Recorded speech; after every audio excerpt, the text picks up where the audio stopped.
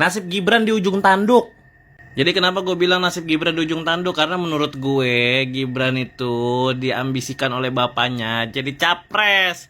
Maka yakin dan percayalah 2029 nanti tidak ada lagi wapres yang tidak tamat SMA atau tidak tamat sekolah. Ada satu orang lagi yang masih dipermasalahkan ijazahnya atau surat keterangannya. Kalau ini diberikan, maka Gibran Raka Buming Raka juga harus memberikan hal yang sama. Saya di sini netral, bukan menyerang siapa-siapa, tetapi netral matamu. Yang kau goreng kasih masalah ijazah aja. Sekarang kau bilang kau netral. Netral matamu. Netral matamu.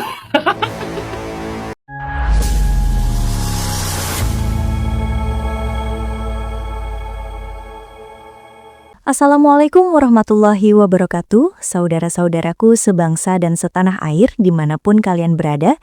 Semoga kalian selalu dalam kondisi sehat walafiat. Berjumpa lagi dengan saya di Gaspol Update. Kami bukan buzzer pihak manapun, kami hanya menyajikan keputusan ada di tangan Anda. Teman-teman, ini ada video yang menurut saya cukup menarik, yakni tentang nasib Gibran yang katanya sudah di ujung tanduk.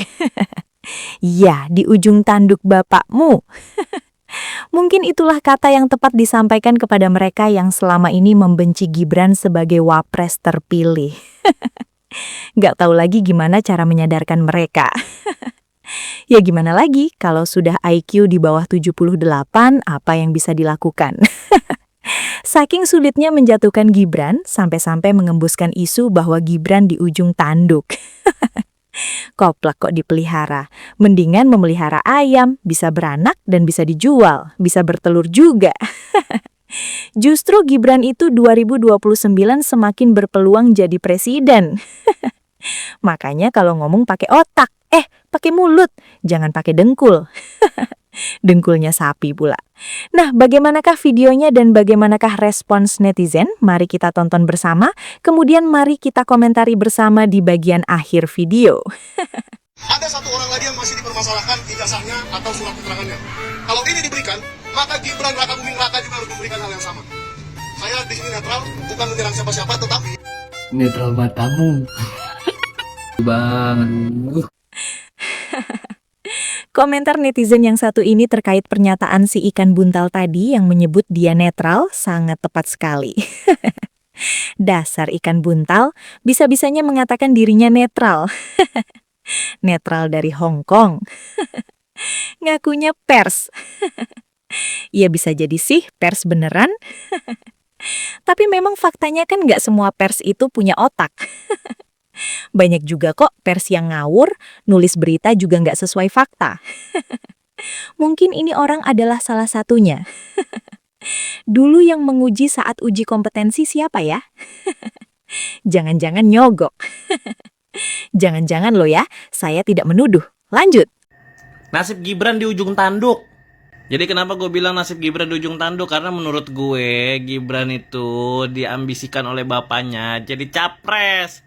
Sebenarnya, jadi kalau misalnya emang 2029 Prabowo milih Gibran lagi, lama-lama ntar Gibran sibuknya di panggung.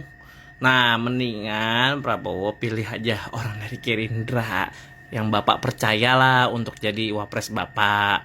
Tapi kalau menurut gue Gibran nggak masuk hitungan untuk jadi wapresnya Prabowo kalau mau jadi pesaing. Kalaupun emang Prabowo mau milih Gibran lagi 2029, paling nggak Gibran paling ditawarin masuk Gerindra supaya Prabowo nggak milih calon dari parpol lain. Ntar calon dari parpol lainnya sibuk nyari panggung. Kan Prabowo juga maunya Gerindra menang juga. Ini menurut saya sebuah pernyataan yang sejauh ini paling jauh. Nggak tahu kemana, bacotnya kemana. Faktanya itu Gibran saat ini sedang menjadi wapres, dicintai rakyat, didukung banyak kalangan. Kalau dia bersedia nyapres di tahun 2029 mendatang, ya pasti peluang dia terpilih itu sangat besar dong.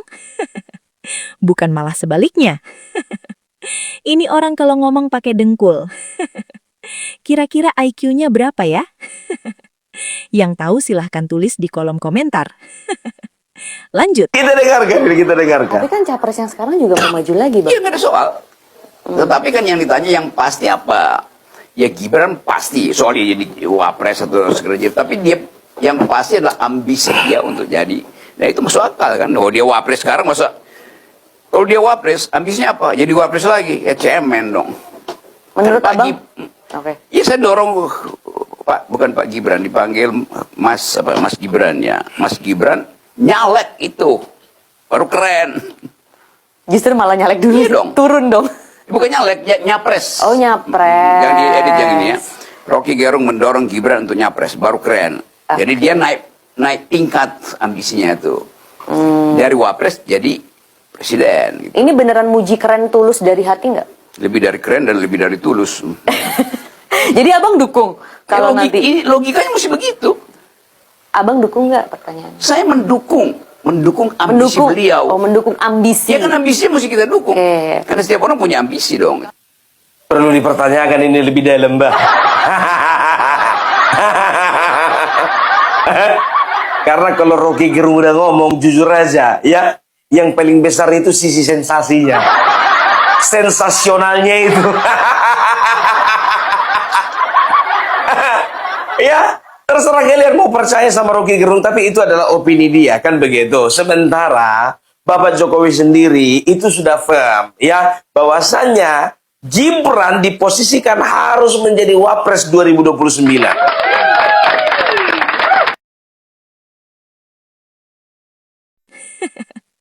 Kalau opung yang komentar pasti isinya daging semua, nggak ada tulangnya. Mbah, yang nggak ada tulangnya itu ubur-ubur. Kau pikir opung itu ubur-ubur? Ya nggak gitu juga konsepnya. Intinya saja saya sependapat dengan pernyataannya bahwa si bujang lapuk itu mah cuma ombes alias omong besar. Tapi nggak ada buktinya, ngedabrus. Nikah aja nggak berani. Malah sok-sokan ngurusin negara. Lanjut. Hari ini, 2 menit. Hari ini adalah sejarah mencatat kita. Tanggal 10 Februari 2026. Ada satu gerakan yang namanya gerakan. Ini semua bisa terjadi ketika dari Sabang sampai Merauke, dari Pulau Miangas sampai ke Pulau Rute. Semua rakyat bergerak menyatukan barisan untuk merebut yang namanya kedaulatan rakyat. Hari ini coba kita lihat bagaimana kedaulatan ekonomi, kedaulatan hukum dirampas oleh penguasa-penguasa masa lalu. Maka saya yakin dan percaya ketika ini betul-betul terwujud, maka yakin dan percayalah 2029 nanti tidak ada lagi wapres yang tidak tamat SMA atau tidak tamat sekolah. Maka hari ini saudara-saudara semua, saya sampaikan kepada seluruh rakyat Indonesia dari Sabang sampai Merauke, mari kita mendukung gerakan ini. Karena kenapa? Kalau insya Allah gerakan ini betul-betul kita bersatu, saya yakin dan percayalah pasal 33 ayat 3 insya Allah itu akan terwujud. Ya. Semangat kek, lanjutkan. Teruslah ngedabrus sampai gigih penghabisan. Sampai semua giginya rontok. Sampai embusan nafas penghabisan. Sudah tua bukannya mendekatkan diri dengan Tuhan, memperbanyak ibadah dan memperbanyak ngumpul dengan keluarga, malah kerjanya membacot memfitnah orang melulu. Ingat kek, usia sudah tidak muda lagi. Siapa tahu ada malaikat nyasar. Lanjut. Baru-baru ini seorang kawan lama bilang dia tidak benci Prabowo, tapi yang dia tidak suka adalah Gibran. Saya buru-buru tanya, kenapa?